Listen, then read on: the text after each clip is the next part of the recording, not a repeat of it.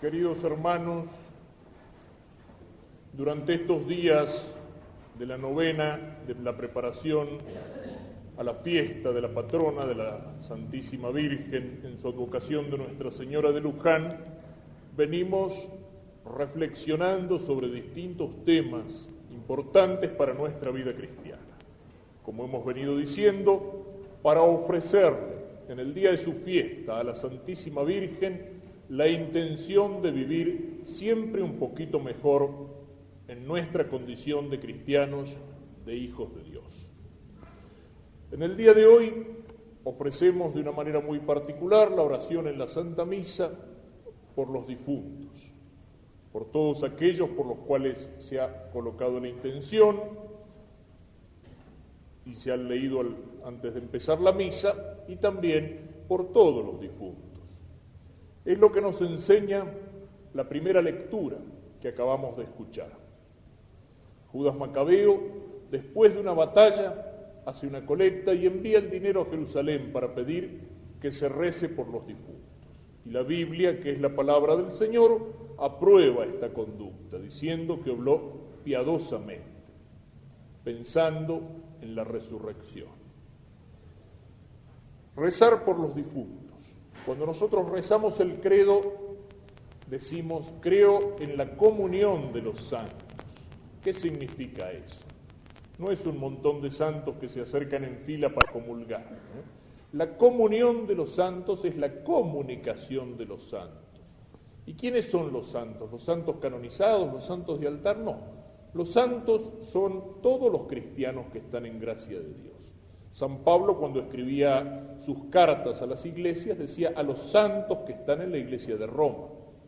¿Y la comunión de los santos qué es? Es una comunicación de aquellos que viven en gracia y en caridad en los tres niveles de la iglesia. Porque la iglesia no somos solamente los cristianos que vivimos aquí en la tierra, sino que la iglesia tiene como tres niveles. Una es la iglesia triunfante, es decir, la de todos aquellos que ya han llegado, los que están en el cielo, los que ya están junto a Dios, junto a Cristo, junto a la Virgen en el cielo. Ellos ya han llegado a aquel lugar para el cual Dios los había creado, Dios los había destinado. Han vivido como hijos de Dios aquí en la tierra y ahora están en el cielo, han triunfado, por eso decimos iglesia triunfante. Y después nosotros, aquí en la tierra, nosotros todavía estamos en camino, todavía Dios nos llama y nos espera en el cielo, y nosotros podemos ganarnos el cielo, pero también podemos fallarle a Dios con el pecado y apartarnos del camino. Tenemos que pelear todavía aquí en la tierra, y por eso, porque tenemos que pelear, se llama iglesia militante, que milita, que lucha en la tierra. Y luego el otro nivel de la iglesia es el de aquellos que ya han llegado al momento de la muerte, pero que si bien estaban en gracia de Dios, es decir, no tenían su alma manchada por el pecado mortal, tienen todavía alguna cosita que purificar para poder presentarse en presencia de Dios limpios e inmaculados. Esa es la iglesia que llamamos purgante. ¿Por qué? Porque se purifica, porque purga sus pecados y purga la pena debida por los pecados. Se purifica en el purgatorio.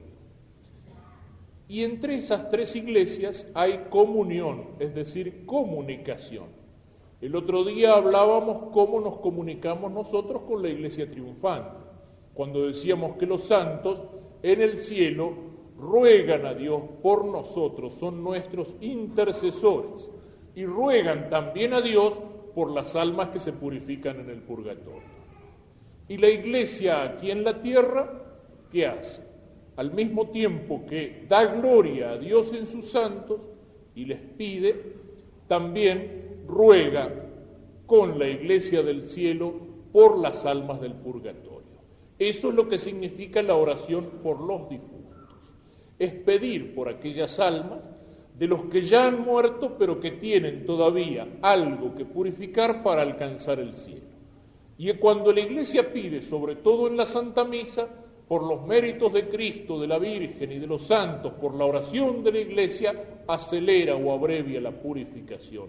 Es decir, contribuye para abrirles cuanto antes las puertas del cielo, la gloria de Dios. Eso es lo que decimos cuando en el credo rezamos, creo en la comunión de los santos, la comunicación de los cristianos en la tierra, en el cielo y en el purgatorio. Y esto nos tiene que llevar a pensar un poquitito en esas realidades supremas, en esas realidades finales de nuestra vida, que todos sabemos que existen, pero nos gusta poco pensarlas, y sin embargo el Señor nos dice que las tenemos que pensar. Lo dice en muchas ocasiones en el Evangelio. Una de esas ocasiones es la parábola del rico soñador, un hombre que le había ido muy bien en los negocios. Dice que había tenido una muy buena cosecha y que tenía los graneros llenos y el bolsillo lleno.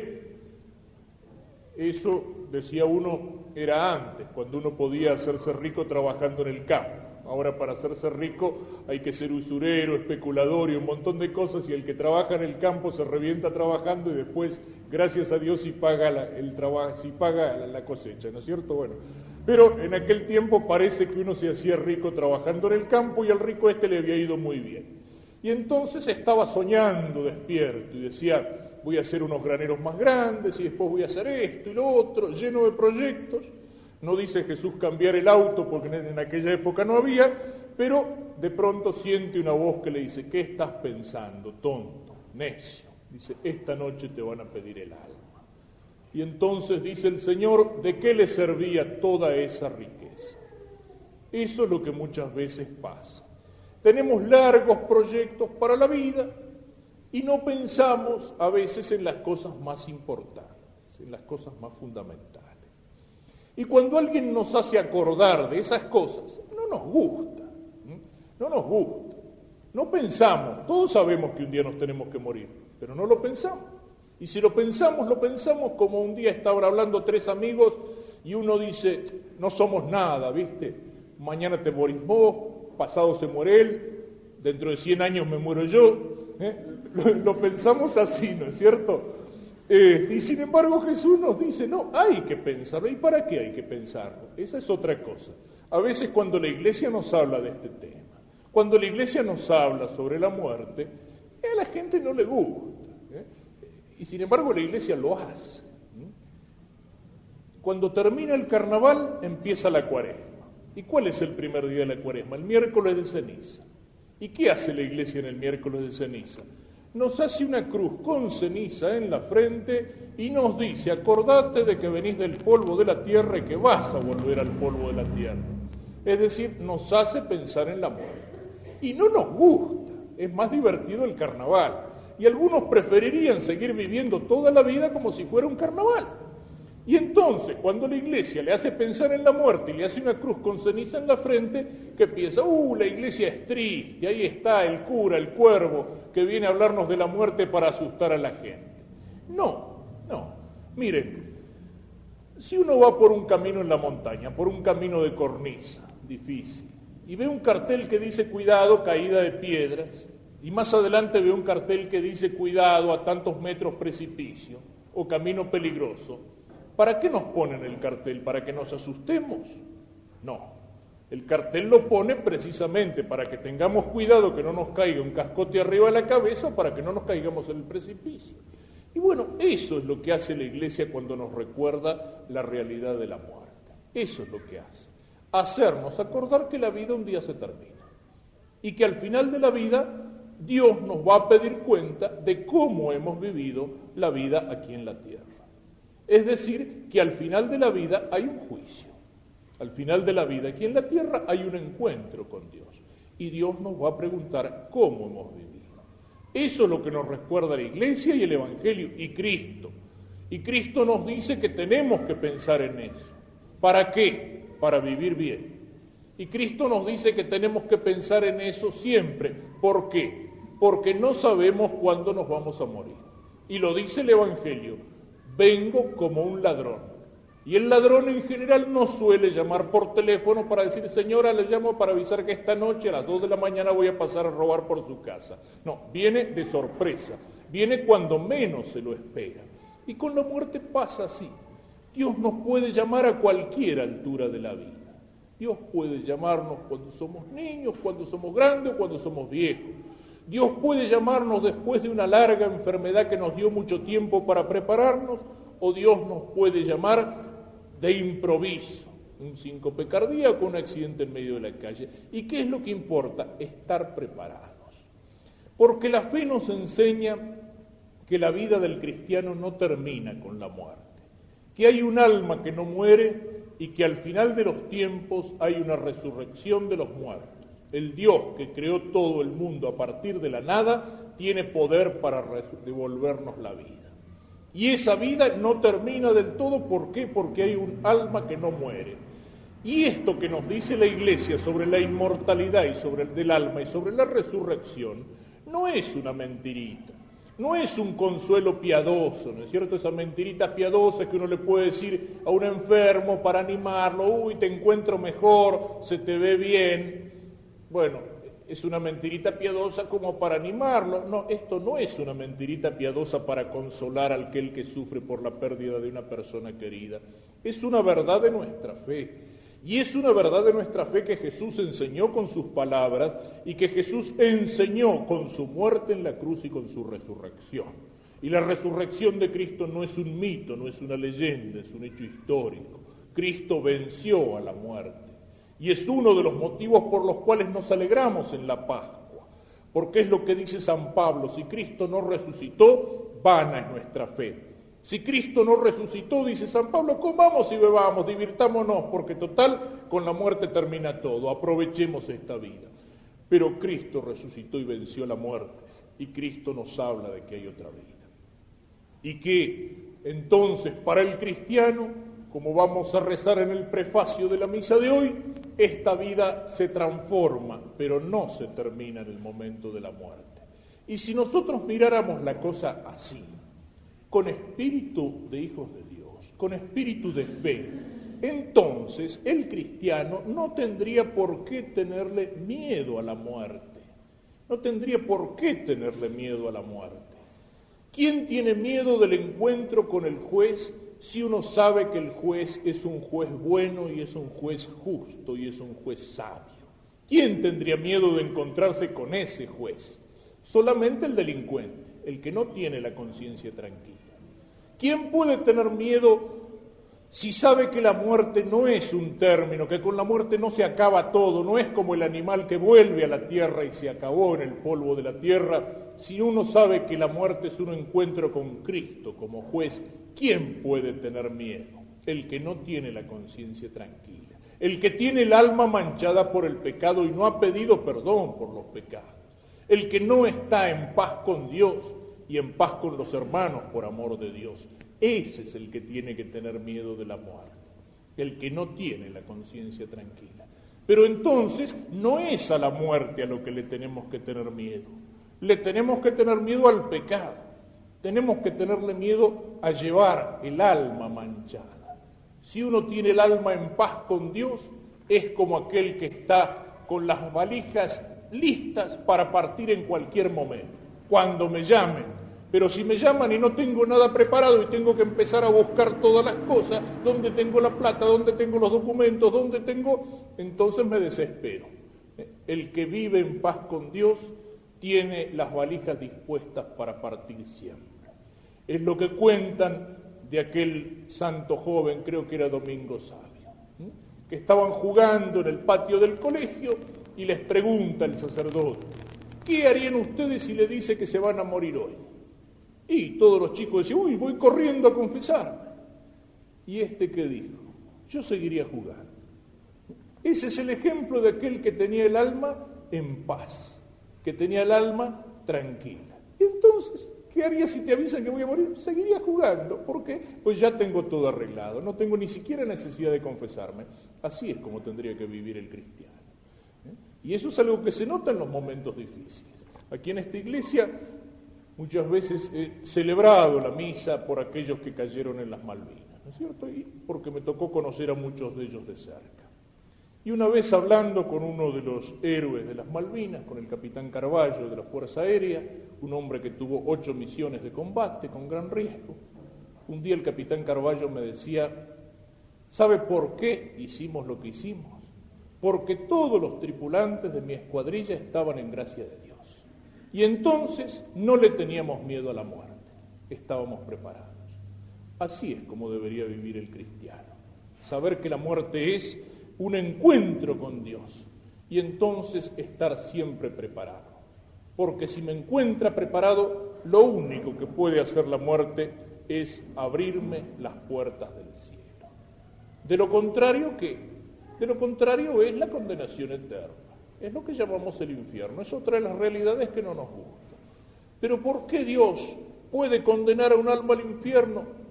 Miren, no es, hablando en verdad, Dios el que condena. Es el hombre que rechaza el amor de Dios. ¿Qué es el pecado? ¿Qué es el pecado mortal? El pecado mortal es un rechazo del amor de Dios. Es volverle las espaldas a Dios. Es rebelarme contra los mandamientos de Dios. Es negarme a seguir el camino que me señalan las palabras del Evangelio. Es preferir los bienes mal habidos y no el amor de Dios y el cielo que Dios me está ofreciendo. Dios al pecador siempre le tiende una mano. Dios al pecador siempre lo llama. Dios siempre está tocando en la conciencia para que ese pecador cambie, para que se convierta. Y apenas uno hace un gesto de arrepentimiento, Dios está allí dispuesto para perdonar. El otro día hablábamos de aquel ladrón crucificado junto a Cristo. Toda una vida a lo mejor de pecado y de delincuencia. Y bastó un arrepentimiento, una palabra: Señor, acuérdate de mí, para escuchar esas palabras de consuelo. Hoy estarás conmigo en el paraíso. Esa es la disposición de Dios. Y Dios me tiende la mano. Pero si yo me niego a tomar esa mano de Dios que Dios me ofrece, ese perdón que Dios me ofrece, ¿quién tiene la culpa de que la cosa termine mal y que yo termine condenado, apartado de Dios para siempre? ¿La tiene Dios que me tiende la mano? No, la tengo yo que lo rechazo al Señor. Eso es lo que tenemos que pensar cuando pensamos en esta realidad de la muerte. No es algo para amargarnos la vida o para asustarnos. Es pensar seriamente que al final de la vida me espera el juicio de Dios y que entonces tengo que aprovechar el tiempo mientras estamos de camino todavía para ponerme en paz con Dios y para tratar de seguir el camino derecho, que es el camino que lleva al cielo. Y si mi alma está manchada por la inmundicia del pecado, de aprovechar la misericordia de Dios cuando hay tiempo, de no dejar las cosas para el último momento, porque a lo mejor va a ser demasiado tarde, porque dice el Señor: vengo como el ladrón, porque no sé cuándo me puede llamar el Señor. Y eso es lo que importa también si miramos la parábola de ese rico soñador a la que hacíamos referencia antes. Así como el cristiano que vive en paz no tiene que tener miedo, ¿qué es lo que tiene uno que pensar cuando piensa en el momento del juicio? ¿Cuál es la única riqueza verdadera? ¿De qué le sirvieron a ese rico todos los graneros llenos? ¿Y de qué le hubiera servido la cuenta en el banco o la plata juntada o los campos sembrados? Absolutamente para nada en el momento de la muerte. Venimos a este mundo desnudos y nos vamos de este mundo desnudos. Y todas las cosas que podemos juntar y que algunos se preocupan tanto de juntar, las que viven solamente para eso, del otro lado no sirven para nada. En la balanza en el día del juicio no pesa la importancia que tuvimos aquí en la tierra.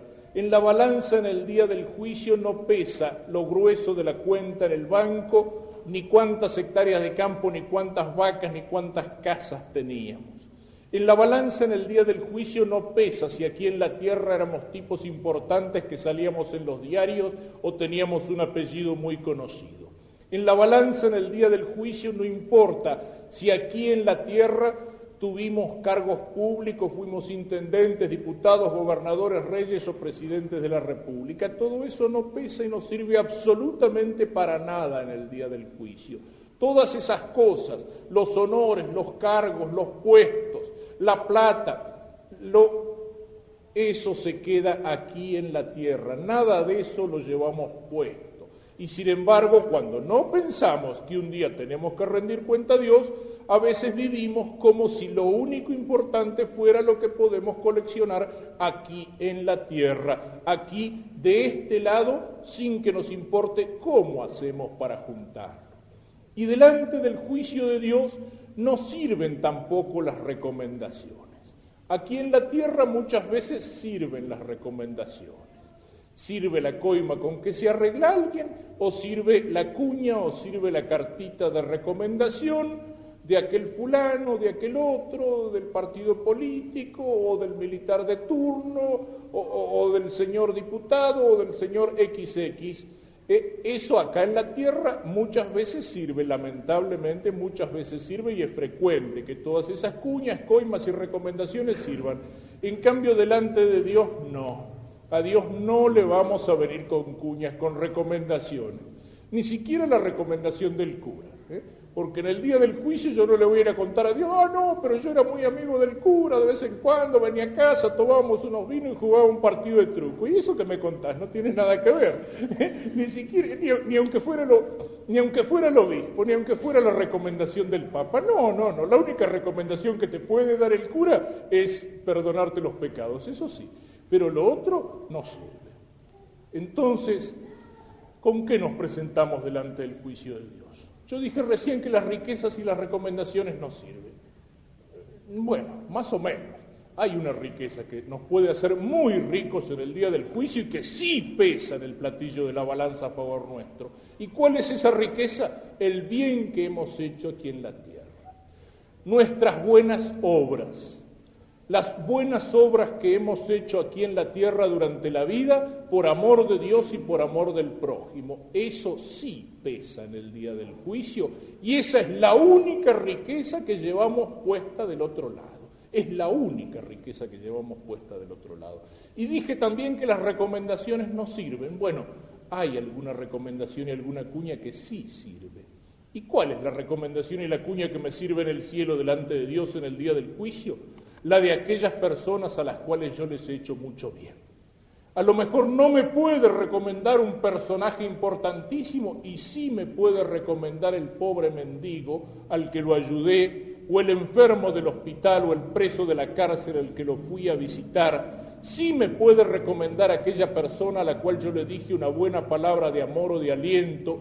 Sí me puede recomendar aquel tipo que andaba por un camino torcido y que yo le mostré el camino verdadero y lo ayudé a acercarse a Cristo o a salir del pecado. Todas aquellas personas a las cuales por amor de Dios yo le he hecho un bien en el cuerpo, un bien en el alma, les he tendido una mano cuando estaban necesitadas, esos son los que me van a recomendar, aunque no sean importantes, ni conocidos, ni sean el obispo, el papa, el gobernador o el presidente de la República o el presidente de las Naciones Unidas. No, esa persona desconocida, ese pobre, ese miserable, ese pecador, esa es la cuña y la recomendación que delante de Dios sí vale. Y es lo que dice Jesús en el Evangelio cuando dice que nos hagamos amigos con las riquezas de la iniquidad para que un día nos recomienden en el cielo delante del Padre.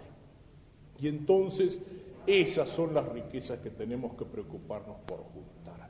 Ser ricos, pero no tanto de bienes materiales, sino de mucho amor, de mucha caridad, amor de Dios, amor del prójimo, ricos de una conciencia limpia, ricos de las buenas obras y llenos de amigos a los cuales en Cristo les hemos hecho el bien. Y entonces, para esto la Iglesia nos recuerda estas verdades que a veces resultan desagradables. Para esto la Iglesia nos ofrece, como decíamos el otro día, en el sacramento de la reconciliación, de la confesión, el perdón de Dios. Y para esto, por último, la Iglesia tiene también uno de esos canales de gracia que son los sacramentos. La gracia de Dios viene a regar las almas como por canales y por hijuelas, que van distribuyendo el agua para que en esas almas exista la vida de hijos de Dios. Y hay un sacramento, es decir, un canal de riego de la gracia para cada momento importante de la vida. Cuando nacemos a la vida del cuerpo, tenemos ese canal de riego de la gracia que es el bautismo que nos hace nacer como hijos de Dios. Cuando crecemos y llegamos a ser adolescentes, jóvenes, tenemos el canal de riego de la gracia de Dios que nos hace fuertes en la fe, que es la confirmación. Así como nos alimentamos en el cuerpo, nos alimenta el alma, la Eucaristía. Así como cuando estamos enfermos vamos al médico, también cuando estamos enfermos en el alma por el pecado tenemos el canal de riego de la gracia del perdón de Dios, que es la confesión. Y ayer hablábamos del matrimonio, es un canal de riego para ese momento cuando dos cristianos se comprometen delante del altar a fundar una familia cristiana. No son dos los que se comprometen, son tres. Los dos novios acá abajo y el Señor en el cielo. Y el Señor se compromete ¿para qué? Para darles en cada momento las gracias que necesitan para cumplir la palabra que se dieron aquí delante del altar. Y también hay un sacramento para el momento de la enfermedad y para el momento de la muerte. Es ese sacramento que se llama la unción de los enfermos, con un nombre mejor que el que usábamos antes, porque en un tiempo se lo pusieron a llamar extrema unción. Y entonces, ¿qué pasó cuando lo llamaban extrema unción? Que muchos le agarraron un miedo bárbaro al sacramento, Algunos le tienen miedo al casamiento, otros le tienen miedo a la confesión, pero son muchos más los que le tienen miedo a la unción de los enfermos, porque pensaban que cuando venía el cura era que detrás del cura venía el sepulturero. Me acuerdo que una vez estaba visitando uno de esos hospitales que son un poco como un depósito de viejitos, y después que estuve conversando con los viejitos en una sala, yo salía de la sala y uno de los paisanos le dice al otro, con esa discreción que tienen los viejos sordos, dice, dice, cuando viene uno de estos quiere decir que después nos morimos uno nosotros, ¿no? Y bueno, la gente le había tomado miedo al sacramento Y el sacramento de la unción, que es, en primer lugar, no hace falta que uno esté ya para morirse. Basta con que haya una enfermedad y una enfermedad seria. Y el sacramento viene para fortificar y para limpiar el pecado del alma, pero viene también, si es la voluntad de Dios, no es un remedio mágico de curandero, si es la voluntad de Dios, puede dar la salud del cuerpo. Y cualquier sacerdote que tenga un tiempo de experiencia en trabajos con enfermos le podrá contar que muchas veces también sirve para la salud del cuerpo. Pero por lo menos sirve para darnos fuerza y valor en la enfermedad, y sirve, si esa enfermedad nos va a llevar a la muerte, para prepararnos al encuentro con Dios. Y entonces lo mismo que decíamos el otro día de la confesión, no hay que tenerle miedo a la unción de los enfermos. Qué cosa trágica que es ese temor de un sacramento que me está ofreciendo la fuerza y la gracia de Dios, y a lo mejor la salud. Y a veces qué cosa espantosa que uno lo encuentra en familias que se dicen cristianas. No hay que llamar al cura para que no se asuste, Y entonces esperan para llamar al cura ¿a qué? A que el cura vaya a echarle agua bendita a un cadáver cuando ya es demasiado tarde. No, al sacerdote hay que llamarlo a tiempo y de ser posible cuando el enfermo todavía está consciente. Y también con la experiencia de sacerdote se lo puedo decir, eso de que se asusta son mentiras. Al contrario, cuando un enfermo, y cuando un enfermo grave, cuando un moribundo recibe el perdón de Dios, recibe el sacramento de la unción de los enfermos, recibe, si puede hacerlo, el cuerpo de Cristo en la comunión, ese enfermo queda lleno de paz, queda lleno de alegría, queda con el alma dispuesta para el encuentro con Dios. Y uno de los peores daños que le puede hacer uno al enfermo es negarle esa gracia de Dios y ese sacramento. No se va a asustar, es algo que tenemos que sacarnos de la cabeza. Dejar esa mentira o esa hipocresía que cree que porque se tapa la muerte como si no existiera, la muerte no existe. El sacramento trae la gracia y trae la paz de Dios y es lo mejor que se le puede dar a un enfermo. Yo conocí el caso de una señora ya anciana, una larga agonía y los sentidos perdidos, y la cuidaban dos hijas, y las hijas habían rechazado el sacerdote. No, porque se va a asustar, y las dos decían que eran muy católicas. Y esta mujer muchas veces intentaba comunicarse, decir algo, y no podía. Y estas se daban cuenta del esfuerzo y trataban de ayudarla con una cosa o con otra. Y un día venció en el esfuerzo y le dice a las hijas, ¿y me van a dejar morir sin sacramentos? Eso era lo que estaba esperando. Y en última instancia, si alguno se asusta, disculpen que lo diga así, pero más vale que el susto se lo lleve de este lado y no que se lleve el susto del otro lado. Más vale que parta para el otro lado en paz con Dios. Eso es lo que tenemos que pensar, ¿no es cierto? Al elevar la oración al Señor por nuestros queridos difuntos, saber que estamos haciendo un acto de fe en aquello que rezamos en el credo. Creo en la comunicación de los santos y creo que mi oración comunica la gracia, unida a la gracia de los santos del cielo para las almas del purgatorio. Y al mismo tiempo el recuerdo de la muerte, llevarnos a pensar como cristianos, que un día tenemos que morir, pero que si vivimos como cristianos, como hijos de Dios, con el alma en paz con Dios y con el prójimo, el miedo no se lo tenemos que tener a la muerte, sino al pecado que nos puede apartar de Dios para siempre. Y pongamos nuestras intenciones por los difuntos y pongamos nuestra intención de vivir como cristianos en las manos de la Santísima Virgen, que es nuestra principal intercesora, y pongámosla en las manos de San José, al cual la Iglesia lo señala como patrono de la buena muerte, porque tuvo la muerte mejor que alguien podía esperar aquí en la tierra, que es morir en los brazos de Jesús y de María.